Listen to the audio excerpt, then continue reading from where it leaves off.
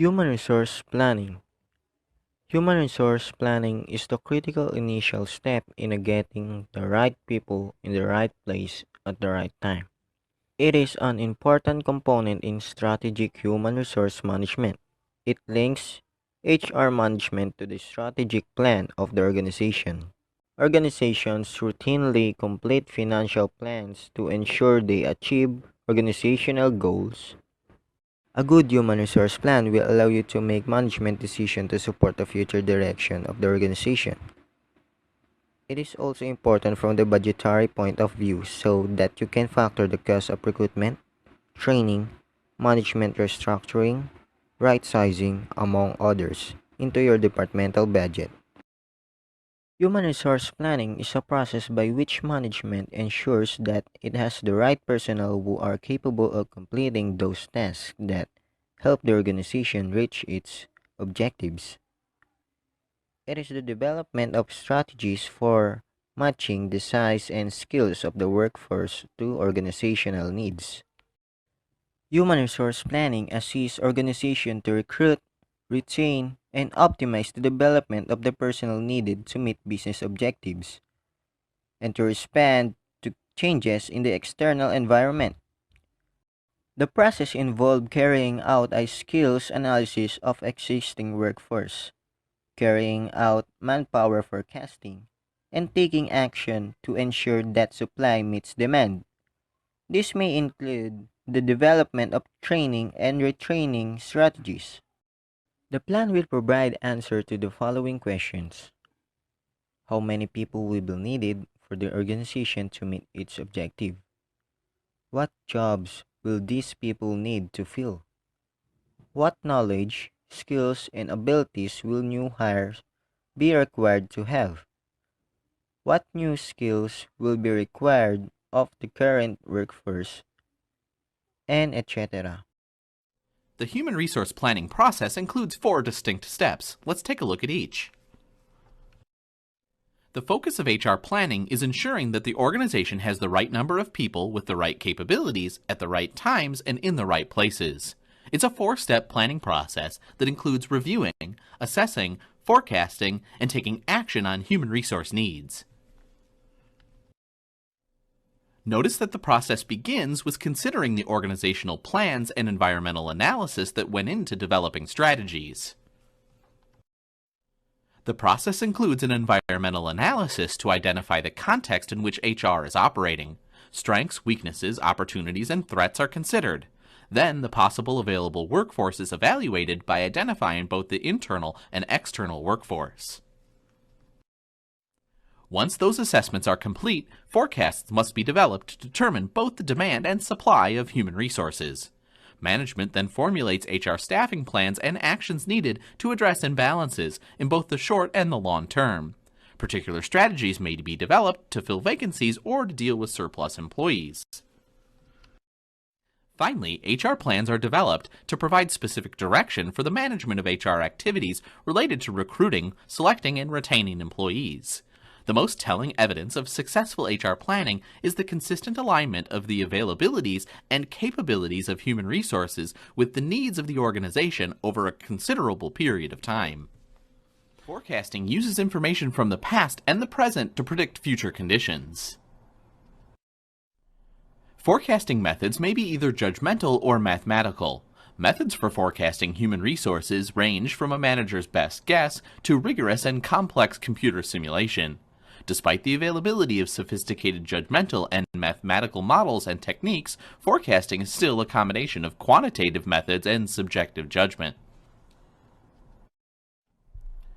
HR forecasting should be done over 3 planning periods: short, intermediate, and long range.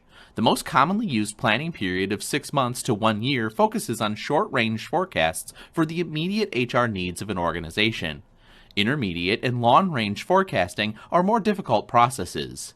Intermediate-range plans usually project 1 to 3 years into the future, and long-range plans extend beyond 3 years. Determining the future demand. Forecasts of labor demand revolve around identifying job categories and or type of skills currently existing and needed in the future. Once identified data will be gathered based on the overall organization plan to predict whether those type of job categories or needed skill will remain constant or increase or decrease. Organizations vary in sophistication upon which forecasts are derived. One is the Markov analysis, where stopping table or depiction of the job within the organization. Markov analysis is a method used to forecast the value of variable, whose predicted value is influenced by only its current state, not by any prior activity. This table shows the number of employees currently employed in each job, and the number of employees live in the company. Common formula for determining turnover rate. So first, what is turnover rate? Turnover rate is calculated by dividing the number of employees who left the company by the average number of employees in a certain period in time. This number is then multiplied by 100 to get a percentage. So, how to calculate a turnover rate? All you need to do is divide the employee who left to average number of employees, then times it to 100, then you will get the turnover rate. The second is alternative calculation stability index. So first, what is stability index? Stability index, you can measure the stability index by dividing total staff with 1 year service by total staff 1 year ago and multiply by 100, and you will get the stability index. Assessment of internal labor supply. So first, what is assessment of internal labor supply? After having determined the human resource demand, you would have now to look at the supply side.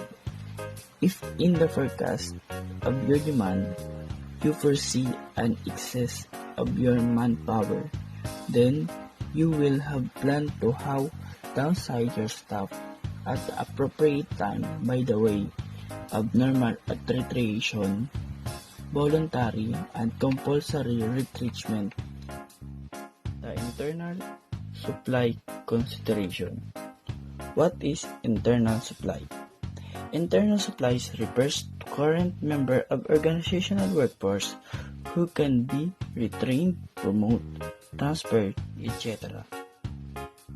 And the two types of turnover. First is resignation. What is resignation? Resignation is a voluntary act initiated by the employee to terminate employee with organization. And next is dismissal.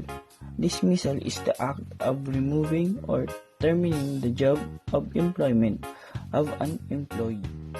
Exit interview. What is exit interview?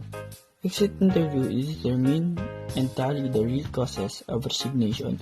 For remedial purposes, employees who were dismissed are not subject to exit interview, like misconduct, forcible resignation due to poor performance, or reasons by paying separation pay, and etc. The internal supply consideration. What is internal supply? Internal supplies refers to current member of organizational workforce who can be retrained, promoted, transferred, etc.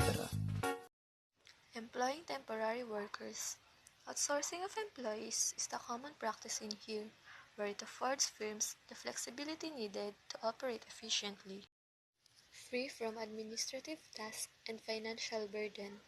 It also frees the organization from the administrative task and financial burden of including them into the company's payroll.